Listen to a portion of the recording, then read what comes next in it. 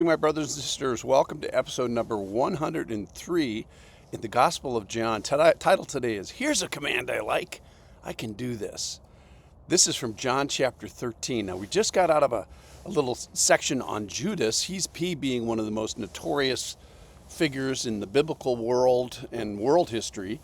And yet there's something to learn from this master class that he gives, which is don't be making secret decisions about God, for there are no secret decisions, and don't be making private decisions against God. So these private rebellions are going to eventually result in a public betrayal. So be vigilant in the small stuff because it leads to the big stuff. Well, today we're going to kind of flip that, and we're going to see that public proclamations of love from the church to the church becomes a personal witness to individuals in the world. This is for John chapter 13, verse 31.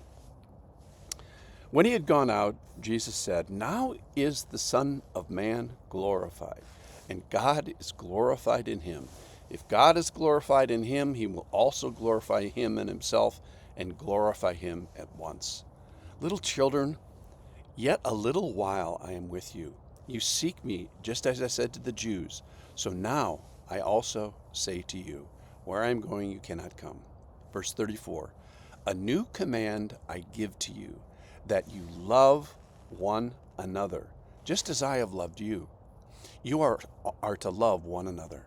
By this, all people will know that you are my disciples, if you have love for one another." So Jesus is going to give, kind of here at the last minute, a new commandment I give you.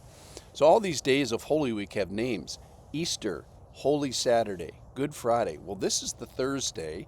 He's speaking on a Thursday. And what is Thursday? Thursday is known as Maunday Thursday. It comes from the Latin, which we get through the Old French, which we get through the Middle English, which means commandment. It's Commandment Thursday. What's the command? This is the command. So is there anything left for Jesus to teach in these final, literally, hours of his teaching? The answer is yes. And how urgent is it? Well, the context is Judas has just left the Last Supper and is out there, organizing and plotting and arranging an actual betrayal. And how significant is it? He says in the passage that this is going to be the marker that people outside the church, that the world, all people will see that identifies you with following me. So your love for the church, your love for the people of God is extremely important. The people of God, loving the people of God, is his identifying marker for us that somehow means the most to the world. It communicates this best. They will understand this particular activity of the church, loving the church, best. So you are my family. You are uniquely chosen. And this uniquely chosen group of people, treating others in the uniquely chosen group of people with love, uniquely communicates a message to the world that is not yet of him. So love is the powerful, fundamental communicating device. And who is it exerted by? It's exerted by the church. And who is it exerted to?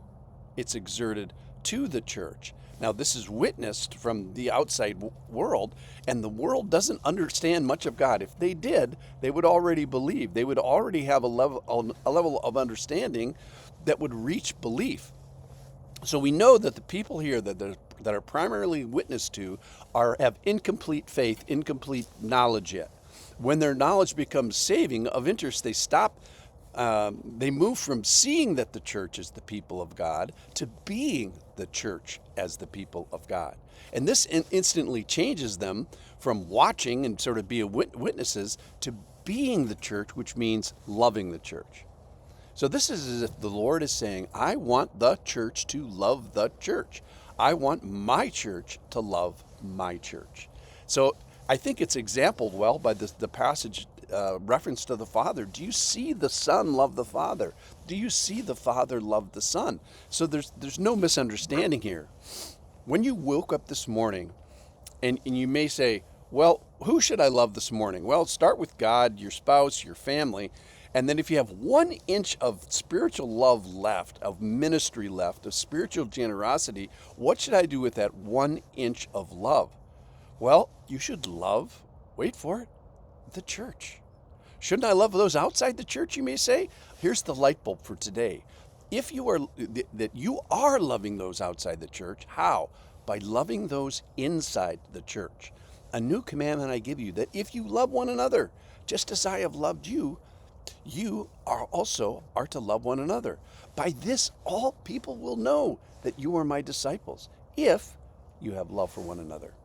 So it doesn't exclude you from loving your community or your neighbors or your coworkers or your country or your adopted nations or for those that you're on mission towards, but it keeps the main thing the main thing. And Jesus says, I want the church to love the church. Why? Because in so doing, you are uniquely communicating something that I want the world to know. And this is the primary way that it knows it. That is by love.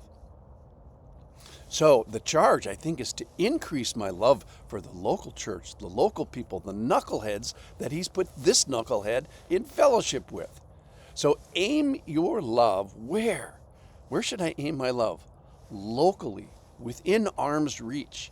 And, may this be a conviction to you. If there's nobody that you know that's within arm's reach from your church, then you probably have some work to do with regards not in love, but in developing fellowship. So the charge is to go love one another. This is your witness to the world. He commands this. It's Commandment Thursday. It's Maundy Thursday. And this is the command, to love those in the church. This is my prayer for myself and the people that are within arm's reach, which is give us such a love so that others can see it. Thanks for listening.